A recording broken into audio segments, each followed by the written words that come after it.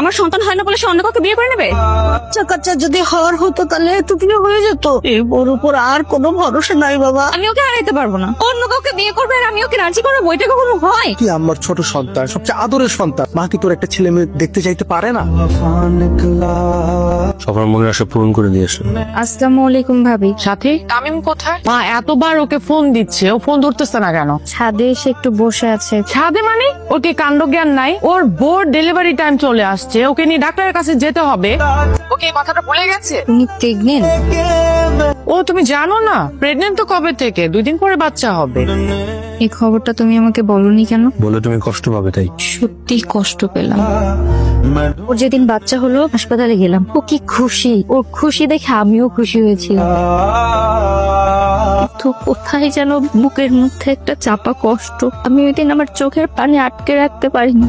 যেখানে রোজ আমাকে নিজের হাতে খাবার খাইয়ে দিত, তখন সে আমার সাথে বসে খাবারও খায় না।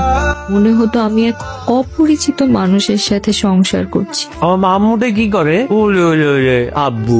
একদিন খুব ইচ্ছা করলো বাচ্চাটাকে দেখতে। চাচি তুমি কার কাছে এসেছো? আমাদের সাথে দেখা করতে আসছি। শোনো, তোমার চাচু কোথায়? চাচু তো ঘরে। আচ্ছা বস, আমি ডেকে নিয়ে আসছি। আমি আমার চিরচেনা রুমে ঢুকতে পারছিলাম না। যে দেয়ালে আমার সাথে ওর ছবি ছিল, এই দেয়ালে আজ ওর অন্য কারোর সাথে ছবি। সাথী তুমি? আসসালামু আলাইকুম। যাদের সাথে আমি 10 বছর ভালো মন্দ সময় পার করেছি, সেই মানুষগুলো আজ আমাকে এড়িয়ে যাচ্ছে। মনে হচ্ছে আমি কোনো অপরাধ করেছি। কি ব্যাপার, তুমি হঠাৎ এই বাসায়? তোমাকে দেখতে এলাম। আমাকে? বাবুকে দেখতে আসছি। কিছুক্ষণ পর ওর বউ আসলো রুম থেকে। 6 মাসের বাচ্চা কোলে নিয়ে। বাচ্চাকে ওর কোলে দিল আর ওর পাশে বসলো ওর বউ। কথা বলতে বলতে বাচ্চা নিয়ে খেলা শুরু করলো।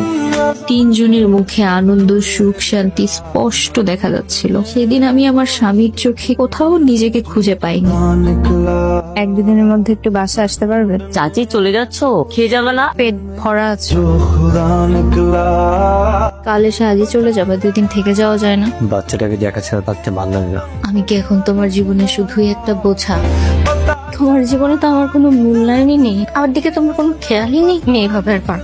তুমি হয় আমার হয়ে থাকো, নাইলে আমাকে ছেড়ে দাও, আমার মুক্তি দাও। আমি আর পারতেছি না, আমার ভাল লাগতেছে না এগুলা। আমি তো মানুষ নাকি? আমার কি জীবন বলে কিছু নেই? আমার মন বলে কিছু নেই? প্রতিদিন তোমার জন্য অপেক্ষা করতে থাকি, রাস্তায় ধরে তাকিয়ে থাকি, তুমি আর আসো না। একটা মানুষ কিভাবে এভাবে বাঁচতে পারে তুমি বলো আমাকে? আমি কি করবো বলো? বাচ্চাটা তো অনেক ছোট, ওর কাছে আমাকে থাকতে হয়। আর আমারও কেন যেন ওকে দেখা ছাড়া ভালো লাগে না। বাচ্চাটা যদি তোমার হতো তাহলে খুব ভালো হতো।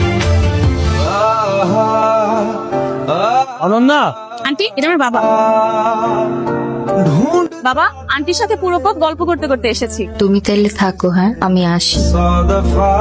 জানো বাবা, আন্টির জীবন আমার থেকেও বেশি কষ্টের। আন্টির গল্পের সাথে আমার গল্পের পুরো মিল আছে।